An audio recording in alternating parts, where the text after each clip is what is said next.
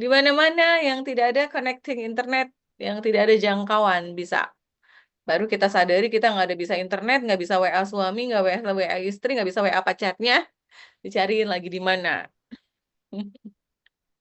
Oke, betapa besarnya manfaat internet ini. Nah, internet jika ingin dilihat dari bentuk fisik berbentuk jejaring laba-laba. Ya, kalau ngelihat dari bentuknya itu adalah seperti jejaring laba-laba yang menyelimuti bola dunia. Nih, begini bola dunia, dia mencengkram begini. Nah, jejaring tersebut berdiri dari titik-titik yang berkaitan antara satu dengan yang lainnya, mahasiswa semuanya ya. Nah, analogi lainnya dari internet apa? Sebuah kota digital yang besar dan luas. Analoginya seperti itu. Kalau ibu menganalogikannya seperti sebuah kota besar yang dan luas. Seperti kota digital, ya, kota digital yang besar dan luas. Nah, di dalam kota tersebut, setiap penduduknya memiliki alamat, di mana alamat tersebut digunakan sebagai sarana pertukaran informasi. Internet ini juga bisa dianalogikan sebagai gedung atau perpustakaan misalnya, yang di dalamnya tersimpan banyak informasi atau database. Database-nya ini sangat lengkap ya, teman-teman mahasiswa. Nah, tentunya semua analogi ini berbentuk digital atau multimedia. Seperti itu ya. Nah, sejumlah kelebihannya kita terus saja menggunakannya setiap hari. Tahu dong kelebihannya apa? Nah, hampir tidak ada batasan ruang dan waktu. Selain itu, sifat global dari International Connecting Networking ini membuat akses untuk memperoleh informasi kita sangat mudah. Juga meningkatkan kemampuan masyarakat untuk berkumpul. Bayangkan aja kita sekarang pengen acara silaturahmi, WhatsApp bikin grup. Pengen acara undangan nikahan, WhatsApp bikin undangan digital, dan lain sebagainya. Gampang. Kalau dulu di pedesaan tidak ada connecting, tidak ada telepon, dulu menggunakan kentongan. Nah, simbol kalau ada terjadi apa-apa. Berkumpul di balai masyarakat untuk bisa berdiskusi, untuk bisa melakukan aktivitas, dan lain sebagainya. Sekarang mudah sekali dengan International Connecting Networking ini, kita bisa berkumpul, berpendapat secara bebas, sehingga terkadang kebebasan itu dapat mengancam. It's real, bisa mengancam pemerintahan. Dan tentu saja banyak ya, dengan pendapat yang kebablasan, dengan kebebasan yang tentu saja tidak ada filternya, ini dapat mengancam ya siapapun itu, bahkan sebuah pemerintahan. Dan tentu saja itu segelintir dari efek negatifnya. Positifnya, kelebihan kecepatannya memungkinkan sebuah informasi bisa berkembang, menyebar secara masif dan lain sebagainya. Ya, International Connecting Networking, oase bagi demokrasi. Kita balik lagi ke komunikasi dan politik media tadi, mahasiswa semuanya ya. Oke, Ibu tanya lagi, suara Ibu bisa jelas? Jelas, Bisa, Bu. bisa. Jelas. Jelas, Bu. Apa yang Ibu sampaikan tadi barusan? International Networking Connecting adalah, kita balik ke politik dan demokrasi, adalah Media. oase bagi demokrasi. Ibu cuman pengen kalian tahu, Ibu pengen tahu aja kalian menyimak apa enggak? Listen atau hearing? Banyak makanan, Bu. Nah, bagi negara-negara yang memiliki sistem pemerintahan yang otoriter atau monarki, internet adalah ancaman. Nah, internet ini dapat menyebarluaskan informasi politik, baik yang bersifat umum sampai yang bersifat rahasia. Oleh karenanya, International Connected Networking ini dapat digunakan oleh kelompok minoritas yang dimarginalkan, bahkan pihak oposisi sebuah pemerintahan, ya, untuk memperjuangkan hak-hak politiknya. Apalagi di tempat-tempat di mana media internet berperan sangat penting di dalam komunikasi politik ya, mahasiswa semuanya. Sebagai medium proses komunikasi politik, internet digunakan untuk kampanye partai, kampanye kandidat calon presiden, secara umum untuk menyampaikan informasi-informasi politik tadi, untuk apa? Untuk kepentingan-kepentingan politis, efektivitas internet dalam menyampaikan pesan-pesan politik baik dari bawah ke atas maupun sebaliknya. Ya, sampai di sini bisa dipahami. Jadi itulah yang membuat pentingnya dalam proses komunikasi politik. Media tadi ya, media politik. Kalau kita merujuk beberapa penelitian yang, nah itu gunanya Ibu ingin kalian telaah jurnal dan telaah media supaya kita bisa berpikir cerdas, bisa tahu banyak informasi yang menyebar ya. Dalam jurnal yang berjudul Cyber Politics sebagai perspektif baru memahami politik di era cyber. Nah, kalau Ibu membacanya ya, kalau kita menelaah jurnal, jurnal ini secara umum menjelaskan bagaimana kegiatan politik di masa depan yang didominasi melalui medium cyber. Mahasiswa semuanya atau cyber politik. Ya. Nah, penelitian ini menunjukkan mahasiswa semua dari jurnal yang kita baca, yang sudah Ibu baca, ya, kalian bisa cari tentang cyber politik, bahwa cyber politik dapat digunakan sebagai medium berpolitik yang baru terhadap semua kegiatan dan aktivitas politik yang selama ini dijalankan secara tatap muka. Tadi kita sudah melakukannya dengan International Connecting Networking. Nah, ternyata cyber politik ini juga sangat berpengaruh. Ya, itu dalam tulisan cyber politik. Dan bagaimana dengan penggunaan new media sebagai sarana kampanye politik pada kontestasi pilkada? Nah, kalau membahas tentang kampanye politik ya melalui kita lihat ya di Jabar aja di Jawa Barat nih kasusnya kampanye waktu itu Ridwan Kamil dan Rizanul Ulum dalam pemilihan kepala daerah Jawa Barat di tahun 2018 ya kalau tidak salah, ini menunjukkan bahwa kampanye menggunakan media sosial dipandang lebih efektif ketimbang media konvensional karena mampu mendorong terbentuknya demokrasi yang bersifat deliberatif untuk meningkatkan kehadiran partisipasi masyarakat yang lebih luas dan aktif ya, mahasiswa semuanya. Dan partisipasi ini dilakukan melalui medium internet atau media internet, utamanya media sosial. Nah, pada saat itu di tahun 2018. Baik, mahasiswa semuanya, signifikansi dari penelitian tersebut ya, kalau kita baca, bagaimana media baru ini memiliki peranan penting terkait aktivitas-aktivitas komunikasi politik yang dijalankan saat ini. Bahkan secara umum, ya, apalagi di era new normal, yaitu setelah pasca pandemi, hampir seluruh aktivitas politik dijalankan melalui medium cyber.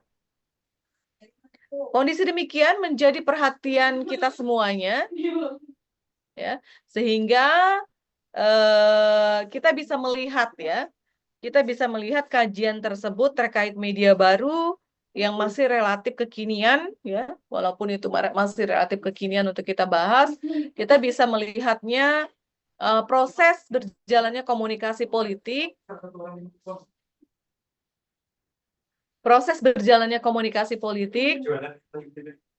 yang dilakukan melalui media baru di era multimedia seperti sekarang ini, sehingga memberikan dampak yang luas terhadap aktivitas-aktivitas politik ya mahasiswa. Nah, itu dia. Suara Ibu bisa didengar dengan jelas? Jelas, Bu. Nah, sekarang Ibu ingin mengajak kalian berdiskusi, menyampaikan pendapatnya.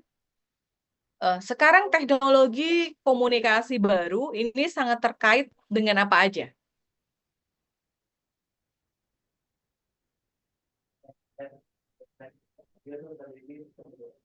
Misalkan kalian membahasnya dengan sistem komunikasi baru atau metode yang lebih interaktif, apa hubungannya dengan politik media ini? Menurut kacamata seorang mahasiswa, silakan.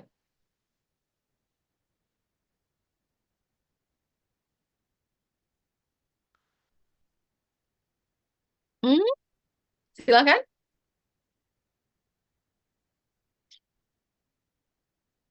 Selain komunikasi itu lebih efektif menggunakan teknologi komunikasi, terus pesan yang disampaikan bagaimana?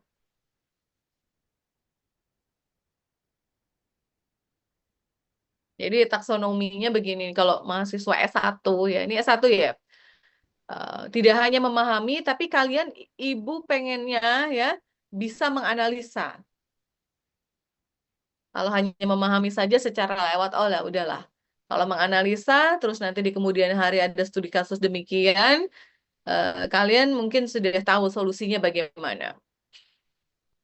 Sekarang kita kaitkan dengan komunikasi dan politik media, seperti apa peran teknologi komunikasi ini.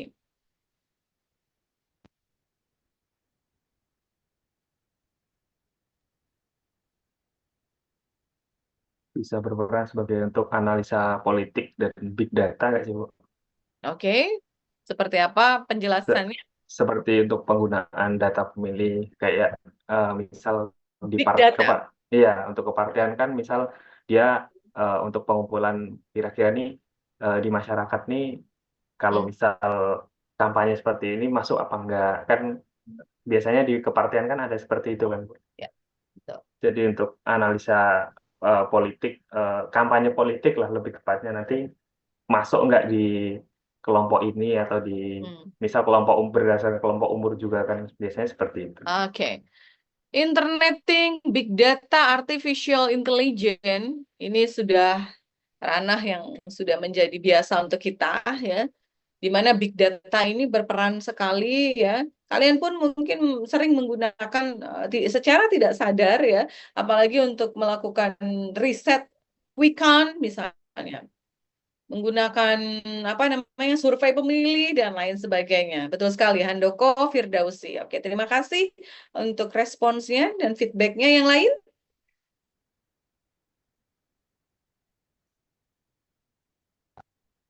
begini konsepnya. Bagaimana teknologi komunikasi kemudian menjadi landasan dalam perkembangan komunikasi politik di era multimedia ini?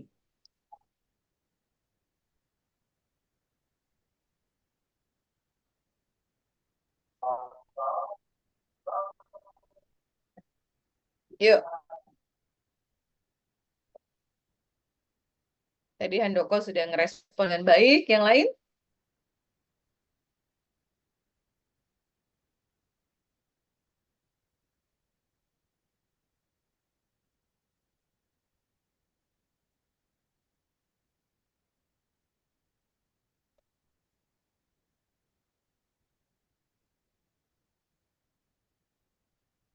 Coba Ibu coba untuk sebenarnya untuk cek masih hidup nggak gitu. Ada respon nggak gitu lah ya. Sebentar. Ada di chat ini, ada beberapa yang dalam perjalanan. Ada Radinda, ada Zanaina sambil ada meeting.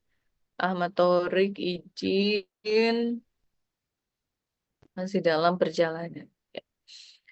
Untuk perkuliahan karena RPL ya ini ya, RPL apa KPT? Non reguler, Bu. Non-reguler. Nah, non-reguler ini kan waktunya yang kita gunakan sangat stres sekali mahasiswa semuanya. Jadi otomatis penilaian itu adalah apa? Keaktifan, ya.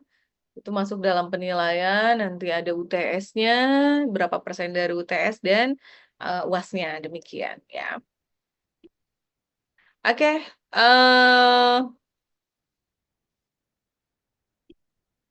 Bu, coba Ibu pengen kalau tanya. literasi media tuh termasuk juga nggak bagian politik apa tuh politik media? Literasi media. Nah, Contohnya em, brosur eh, gitu. maksudnya Literasi media tuh masuk dalam bagian komunikasi juga nggak? Kayak contohnya media poster gitu atau spanduk. literasi media itu bagaimana masyarakat itu merespon informasi yang ada di media mana dulu nih? Media, Literasi media, ya media media, sosial, kan media poster gitu. media cetak, Media cetak. cetak, Ah, ah. atau media elektronik atau media baru, Hmm. media cetak misalkan. Ya, Bu. Itu salah satu komunikasi apa? Menyampaikan. Nonverbal, nonverbal. No. Itu salah satu komunikasi verbal. Ya, karena tidak menggunakan bahasa isyarat dan lain sebagainya. Bagaimana respon masyarakat ini bisa efektif dengan hanya membaca satu kali pesan aja melalui spanduk tersebut? Hmm. Banyak hal yang mempengaruhinya mahasiswa semuanya ya. Ini sebenarnya kalian yang harus menganalisa ya. Apa yang mempengaruhinya? Yang pertama adalah di mana pesan tersebut disampaikan, di mana diletakkannya, sudah sesuaikah dengan tempatnya, bagaimana dengan isi-isi dari pesan medianya. Literasi loh. Isi pesannya sudah kenakah di masyarakat? Sudahkah tepat sasaran dan lain sebagainya ya. Jadi media ini memiliki peran terus dampaknya tersendiri yang cukup masif dalam meningkatkan tekanan politik. Ya. Kita melihat banyaknya perbincangan di situs media sosial seperti menunjukkan munculnya ruang publik baru atau new public sphere. Nah, saat media-media konvensional, ini tadi media konvensional ya maksudnya ini tadi, terbatasi oleh kepentingan bisnis misalnya dan politik pemilihnya. Maka media daring tadi, dari tadi yang konvensional yang Anda maksud tadi ya, terutama situs media sosial mendapatkan tempat terhormat, dianggap mendapatkan tempat terhormat sebagai saluran berbagai kesadaran bersama atau share group conclusion. Namanya share group conclusion yang masih bebas dari dominasi negara-negara intervensi seperti itu ya. Nah, itu secara lebih jauhnya. Nah, itu. Jadi kalau kalian bisa memahaminya, masing-masing punya kepentingan yang berbeda dan sesuai dengan budget yang ada.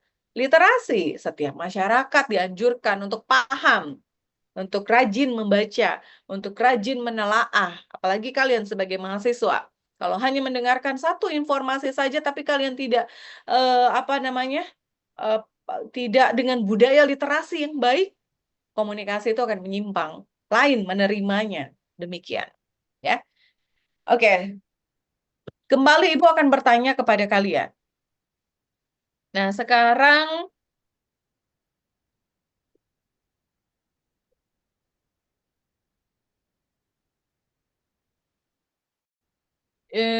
yang perempuan mana nih? Tadi laki-laki semua. Egi deh. Egi Trisna. Dari yang tanggapan Ibu yang pertama, seperti apa teknologi komunikasi baru ini terkait dengan hal-hal yang kaitannya dengan interaksi, penggunaan sistem teknologi baru, ada metode baru dalam perkembangan ranah politik, misalnya perkembangannya seperti apa, dan seperti apa kebebasan berpendapat masyarakat. Silakan, Egi. Ya, media komunikasi eh, terhubung dengan politik media, peran teknologi komunikasi itu sebagai wadah untuk menjangkau semua kalangan, seperti kita ambil eh, seperti aplikasi Instagram itu kan kalau kita mencari data atau misalnya kita nge-explore itu, Bu, banyak,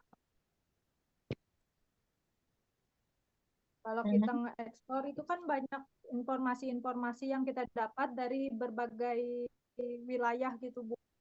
Seperti penolakan undang-undang yang telah disahkan, kan banyak media-media yang membagikannya melalui Instagram itu, Bu. Jadi untuk medianya dapat menjangkau semua kalangan, tidak terbatas dengan televisi atau media yang sulit untuk kita bawa sehari-hari gitu. Oke. Yang penting kalian berani berpendapat ya. Ibu yang paling suka demikian. Kalian berani berpendapat, jadi kalian bisa memahami benar apa yang menjadi konsep dari politik media ini ya. Nah, sekarang Ibu sengaja untuk kalian bisa sedikit membuka wawasan ya. Nah, sekarang kolaborasi. Kita balik ke kolaborasi. Sebentar, wait. Interdisipliner untuk komunikasi publik ini apa aja? Nah, ini dia tadi yang disampaikan oleh Handoko tadi ya. Di mana setiap teknologi mempunyai peran masing-masing dalam kehidupan masyarakat yang bisa sampai merubah perilaku ya, dan juga merubah pola komunikasi seseorang. Ya, bagaimana dengan desain komunikasi dikaitkan dengan komunikasi politik? Adanya sebuah konten visual, konten ini bisa digunakan efektif untuk menyampaikan pesan-pesan politik. Bisa dilihat tampilannya, PPT-nya bisa dilihat? Bisa. Muncul Bisa. nggak? Muncul nggak? Ada. Ada. Muncul. Betul, Bu. Ibu sengaja menggunakan AI ya. Nah, betapa artificial intelligence ini bermanfaat bagi individu yang bisa menggunakannya, memanfaatkannya. Jadi bukan kita yang dimanfaatkan oleh AI, tapi kita memanfaatkan AI untuk sebuah referensi, ya. Itu yang selalu disampaikan oleh Prof. Christie, ya. Di mana kita pemanfaatan artificial intelligence ini dalam kehidupan, dalam sisi kehidupan kita, bukan kita yang terdirect kita dimanfaatkan oleh AI sehingga otak kita beku. Tidak lagi berpikir, tinggal klik saja, sudah selesai, tinggal coding, udah klik. Tapi kita tidak melakukan riset, kita tidak melakukan apa-apa. Kita tidak ada yang namanya survei di lapangan dalam ranah politik, misalnya. Oke, sampai di sini paham ya maksudnya? Ya, di mana konten-konten yang dibuat tadi, itu tadi berpengaruh apakah konten ini menarik, apakah ini sudah sesuai, apakah efektif penyampaian pesannya, seperti tadi yang disampaikan, itu hanya sebuah spanduk, tapi kalau dalam media, kita upload, kita posting, tentu ini menjadi sebuah konten. Ya. Nah, selanjutnya adalah jurnalistik dan media. Memproduksi berita dan konten yang akurat, relevan, dan berimbang. Jurnalistik dan media politik, kita tambahkan lagi. Bagaimana informasi-informasi pesan-pesan politik disampaikan dalam media cetak, elektronik, dan media baru ini merubah pemikiran setiap individu, bahkan membentuk opini publik. Harus dipahami ya. Nah, ini kaitannya kolaborasi dengan interdisipliner. Selanjutnya ilmu sosial dan perilaku, memahami perilaku dan persepsi publik untuk merumuskan strategi komunikasi politik yang efektif. Selanjutnya adalah teknologi informasi dan komunikasi. Nah, ini yang sudah tadi menjadi pertanyaan Ibu untuk kalian ya. Seperti apa jangkauan media dalam efektivitas komunikasi politik. Ini dikaitkan dengan komunikasi politik ya. Termasuk komunikasi politik ini termasuk dalam komunikasi publik teman-teman semuanya.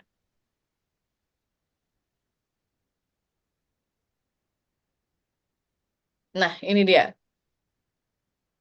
Etika dan tanggung jawab komunikasi digital tadi. Apakah kita sudah menyampaikan informasi yang benar, faktual, dan terverifikasi? Bahkan sebuah media saja menjadi jargon nih. Anda bersama kami, daya 30 menit ke depan dalam dialog interaktif pagi hari ini, menyampaikan informasi yang benar, faktual, dan terverifikasi. Bersama saya, Handoko Firdausi. Tuh. Dia sudah menyampaikan, sudah apa ya? Sudah melekat, udah menyampaikan, meyakinkan audiens bahwa pesan yang disampaikan tadi benar-benar faktual, udah benar, udah terverifikasi.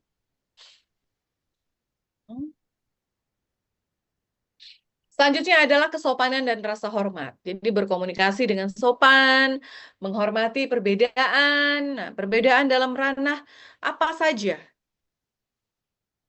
Terlebih dalam ranah demokrasi, ya. Kita boleh berteman tapi pilihan kita berbeda, it's okay, ya. Tidak boleh kita memaksakan kehendak kita.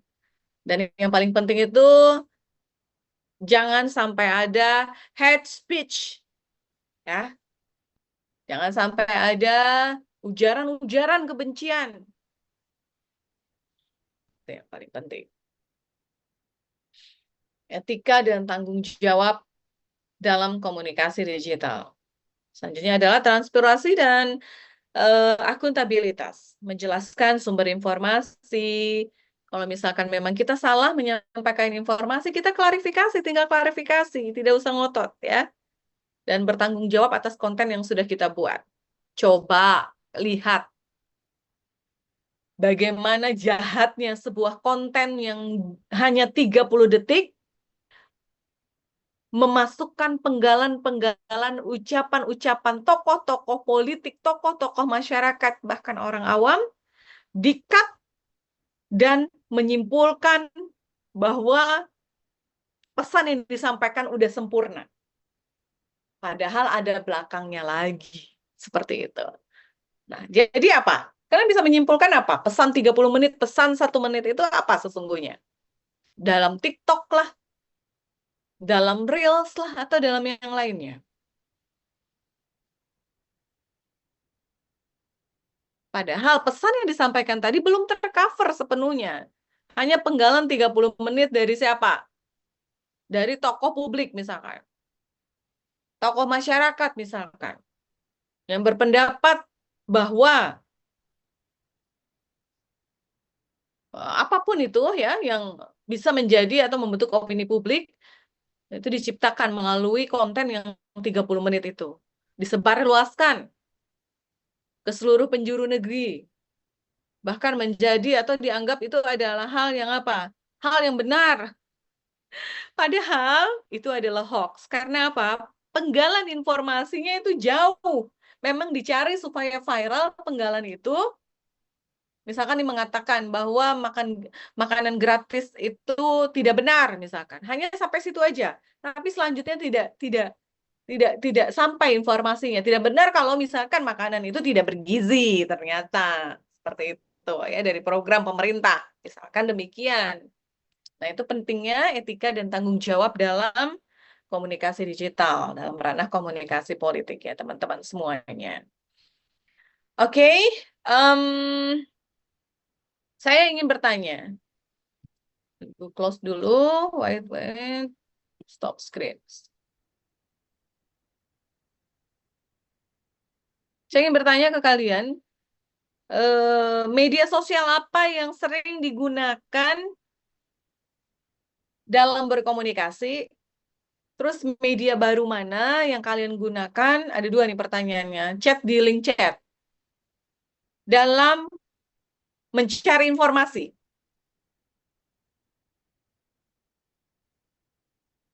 Boleh dalam segi politik, ekonomi, sosial, budaya, ataupun itu. Apapun itu. Di link chat, Ibu akan bacakan satu-satu. Silahkan. Chat.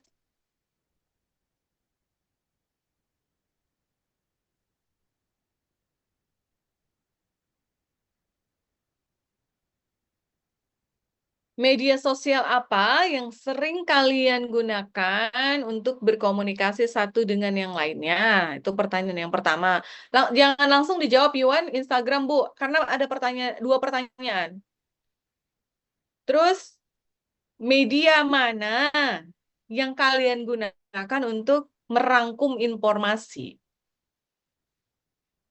atau mencari informasi yang akurat?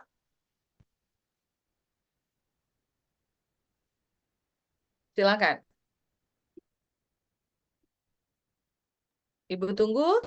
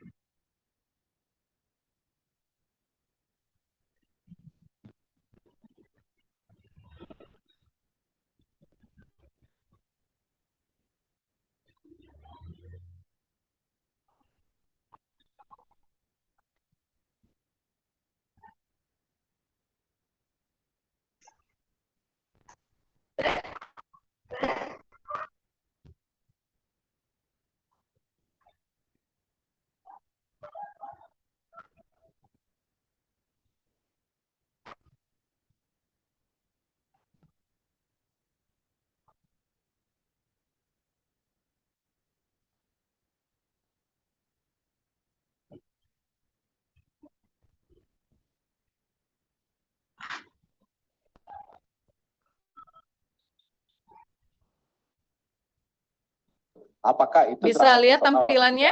itu kan adil untuk melihat belakang-belakang juga. Sekaligus ingin Bisa, Bu. membuktikan bahwa dalam Bisa. debat pun walaupun waktu terbatas, ini banyak orang ilmu komunikasi dan debat sebagai suatu ilmu. Ini salah satu ya, contoh ini bisa dimanfaatkan. Mungkin tayangan 30 Baik. detik Nah, kalau sampai menyambung 1 apa yang menit. disampaikan oleh Pak Jokowi, ya kita harus membandingkan apa yang dimaksud dengan serangan personal itu dari debat-debat yang sebelumnya juga dong. 10 tahun lalu, 5 tahun lalu, sampai sekarang gitu. Apakah itu serangan personal atau tidak? Itu kan adil untuk melihat belakang-belakang juga. Sekaligus ingin membuktikan bahwa dalam debat pun walaupun waktu terbatas, ini banyak suatu ilmu yang ini bisa dimanfaatkan, mungkin dimanfaatkan. Oke, ada sisi Baik, positifnya kalau kalau di Tapi pakai kebesaran social media.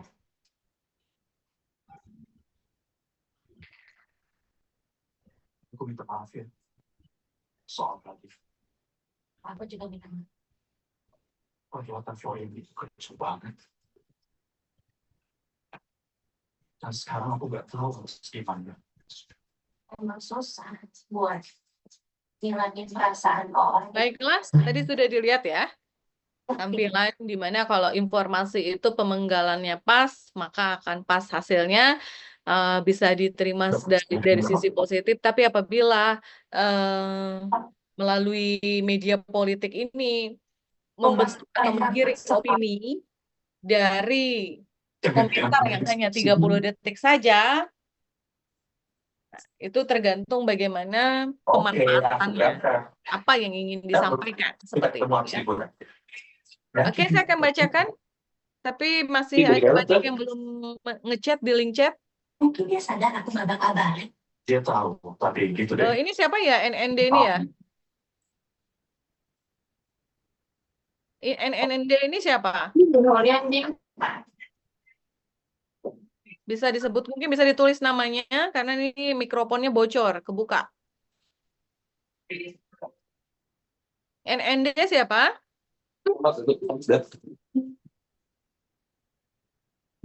Jujur, ibu suka pidato kamu di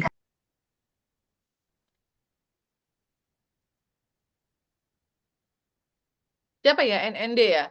Ibu maaf.